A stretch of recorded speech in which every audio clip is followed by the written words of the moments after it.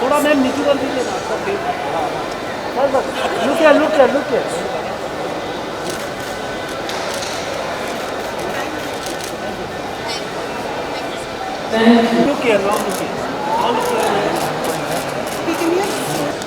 Look here, ma'am.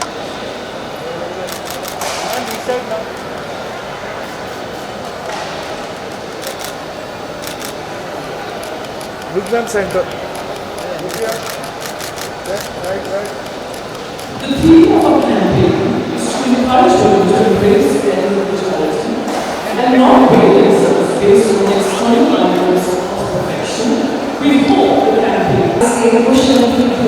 जो मैंने चुना हमारे आज की नारी जात को बताया।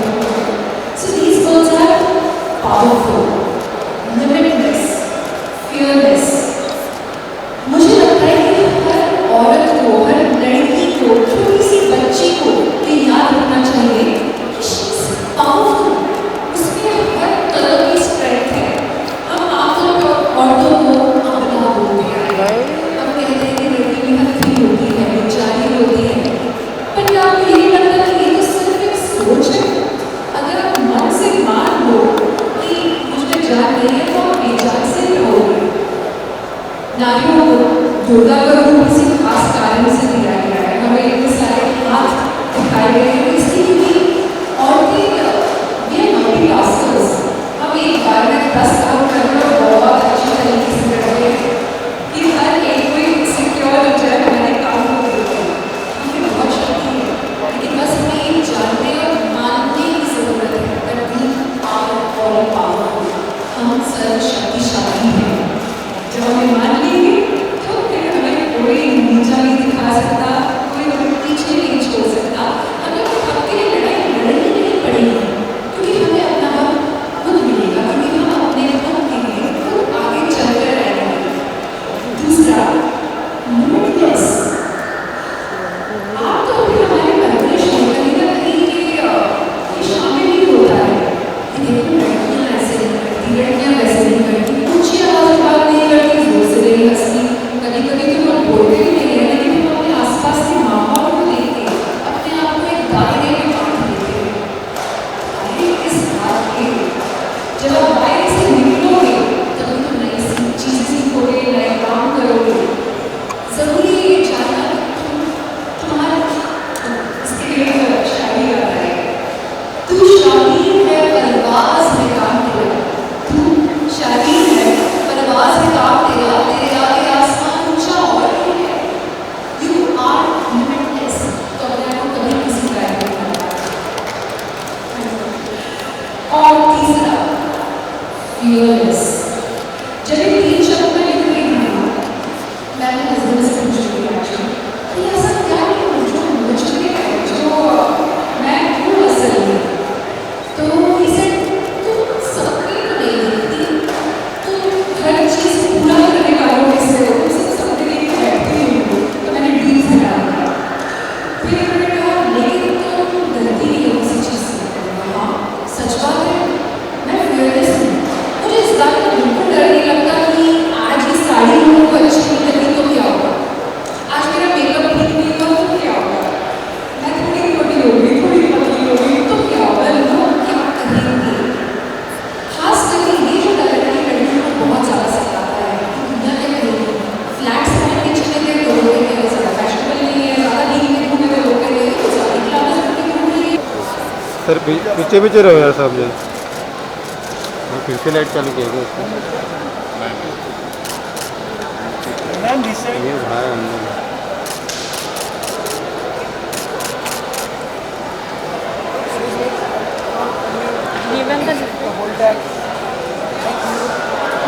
लू किया मैम यहाँ पर right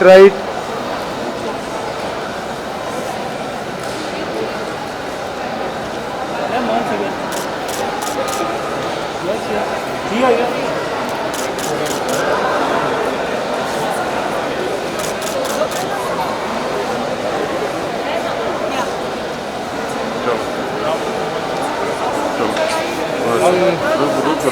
Ruka. This is it. Go, man.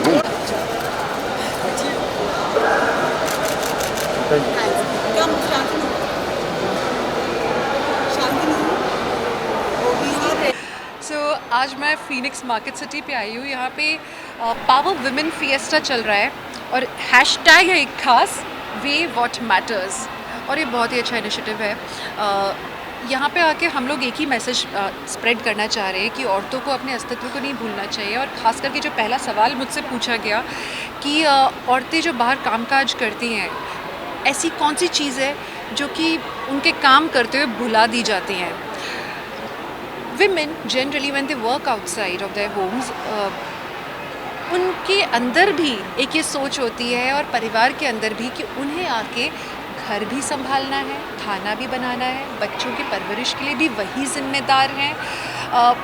ये खास करके भारत में होता है कि जब औरत बाहर निकल के काम करती है तो उसके काम को एक अलग दर्जे में रखा जाता है और बाकी घर के काम तो उसका एक अस्तित्व का हिस्सा है कि उसे घर का काम तो करना ही चाहिए। और अगर वो ना करे अच्छे से, अगर वो अच्छा खाना ना बनाए तो उसे टोटली जज किया जाएगा।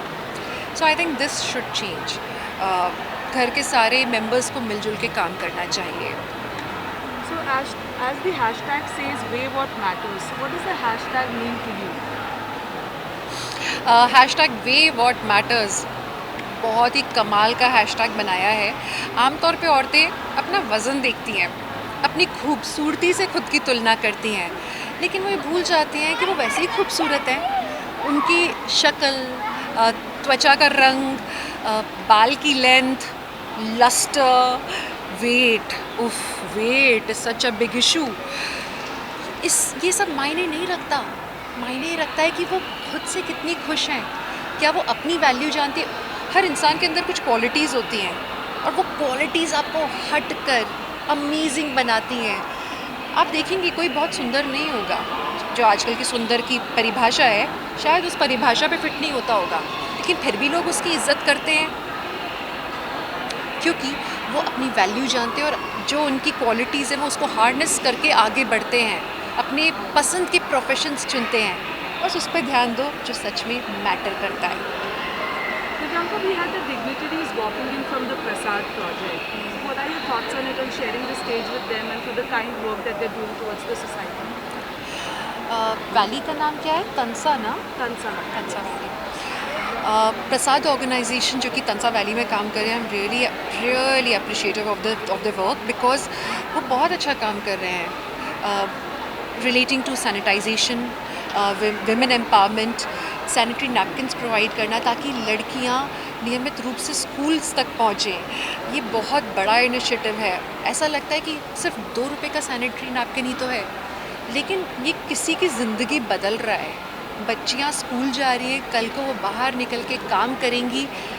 These are women empowered. तो बहुत अच्छा काम कर रहे हैं। आई एम रियली हैप्पी कि आज मैं उनके साथ यहाँ पे स्टेज शेयर कर रही हूँ।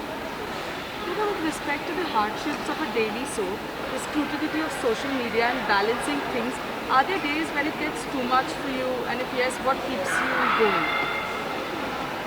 Again, please.